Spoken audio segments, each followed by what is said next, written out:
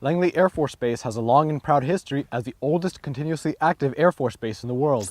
It started when the National Advisory Committee for Aeronautics, or NACA, established the need for a joint airfield and proving ground for Army, Navy, and NACA aircraft.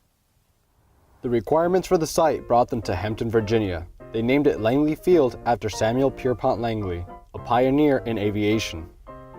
The years would bring many changes and challenges, the first of which began in the 1920s with Brigadier General Billy Mitchell. His determination to see the Air Service separate from the Army led to the formation of the Air Service School of Application, later known as the Air Corps Tactical School, in 1920. Here, for the first time, aviators began thinking about operational and strategic air power doctrine. While the Air Force wouldn't become its own branch until much later, it was now centralized under an Air Service commander. During the same time, the Navy, desiring a larger blue water fleet, argued that airplanes were useless against naval battleships. Countering that argument, Mitchell led bombing runs from Langley Field on captured German warships and sank the Ostfriesland, proving the worth and capabilities of air power. The victory, however, would be short-lived, as Langley would soon witness the greatest disaster in American aeronautics of the time. The Italians had purchased the Roma for $194,000. By February of 1922, the Roma was ready to make that first flight.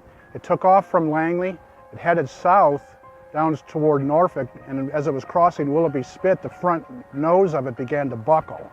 And they're not sure why that happened, but it caused the steering mechanism to foul, and eventually it just ended up crashing in Norfolk. There was a crew of 45 on board, and 34 were killed.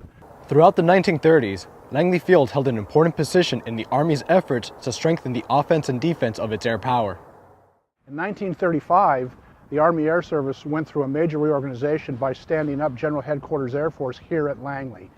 The idea was to centralize all of its tactical air power in one place. Langley Field became a major airfield of the United States Army Air Corps, and many of the brick buildings of today were constructed at that time. The 1940s were a thriving time for Langley, and it saw much activity due to the high demand to train troops for the battlefields of North Africa and Europe. Especially into 1941 and after the war actually started, when the Japanese bombed Pearl Harbor, the population of Langley grew to about 8,000, which at the time was a lot. Roughly about 1,000 officers and 7,000 enlisted to do all that training. The base not only grew in population, but also in size. In March of 1942, Langley Field acquired 582 acres in the northwest area for ordnance storage facilities.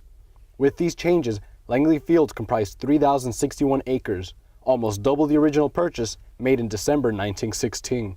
The end of World War II brought a major realignment to the United States Army Air Forces, including the formation of three major commands, one of which was Tactical Air Command. Although Headquarters TAC was activated in Tampa, Florida, in March of 1946, it moved to Langley Field just 2 months later. Finally, on January 13, 1948, the newly created Department of the Air Force took control of Langley Field and changed its name to Langley Air Force Base, as it's known today, a part of Joint Base Langley-Eustis. Langley took to space in 1958 when NACA became NASA and the Space Task Group was established. They appointed an aeronautical selection committee which drafted the first astronaut selection procedure and picked the original 7, all of whom were then stationed at Langley Air Force Base. The 60s brought thousands of Air Force families from all over to Hampton as they waited for their loved ones to return home from the war in Vietnam. It was a high-casualty war that caused families to accumulate over time in Hampton.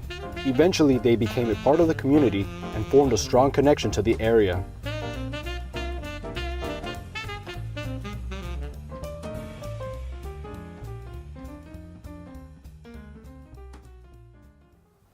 In 1975, Headquarters Air Force brought the first fighter wing to Langley Air Force Base as it made plans to station the first operational F-15 wing. Jump to January 9, 1976, where the first tactical fighter wing receives its first F-15 Eagle.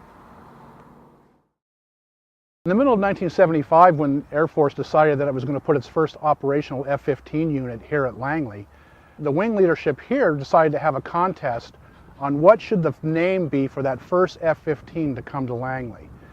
And 2 students Terry Ewell, a 9th grader, and Kyle Shockley, a 7th grader, both came up with the same name, the Peninsula Patriot. So when the first F-15 landed here at Langley on 9 January 1976, both students were here to put that stencil on the side of that first F-15. In 1985, Memorial Park is dedicated to the airmen who lost their lives in the 3 conflicts since the founding of the Air Force. The F-86 Sabre fought in the Korean War, the F-105 Thunder Chief in the Vietnam War, and the F-15 Eagle in the Cold War. In 1991, an F-16 Fighting Falcon was added to honor the airmen of Operation Desert Storm. In 1992, the inactivation of Tactical Air Command took place due to Air Force-wide restructuring. The idea was to combine the assets from Strategic Air Command and Tactical Air Command into one new command, which became Air Combat Command. The 2000s saw Langley Air Force Base move further to the leading edge of the Air Force. 30 years after being the first operational F-15 base, Langley became the first operational F-22 base, with Lieutenant Colonel James Hecker landing the first Fighter Wing's first F-22 Raptor. Like with the F-15 in 1975, the F-22 became, bar none, the most capable fighter aircraft in the world. As part of the Air Force's Total Force Initiative, the Virginia Air National Guard's 192nd Fighter Wing moved from Richmond, pairing active duty and National Guard members side by side at the forefront of the latest aircraft designs. In 2003, the 480th Intelligence Wing, which started as an anti-submarine group in the 40s, came to Langley Air Force Base, bedding down the Air Force's distributed common ground system. Redesignated the 480th Intelligence, Surveillance, and Reconnaissance Wing, it provides second-to-none intelligence, surveillance, and reconnaissance support through its 6 subordinate groups located worldwide. Its sister wing, the 363rd ISRW, began as the Air Combat Command and then Air Force Targeting Center, provides the Air Force's premier precision targeting production, Special Operations ISR, and full-spectrum analytical support to the tactical warfighter. Finally, Langley joined forces with Fort Eustis to become a joint base in 2010, and the 633rd Air Base Wing, originally constituted in 1966 Vietnam and once the host unit on Guam, was reactivated to oversee daily installation support operations. Langley Air Force Base was integral to the founding of the Air Force, has participated in every war since its founding, and is leading the way in air superiority. What we've witnessed within the last 100 years is staggering. Imagine what we'll accomplish within the next 100. I'm not going to get below 300 knots, but back towards you, dude, I can't tell, some small, very small black object. I had it at 17.7. It just flew right over me. Confirm the object appears stationary.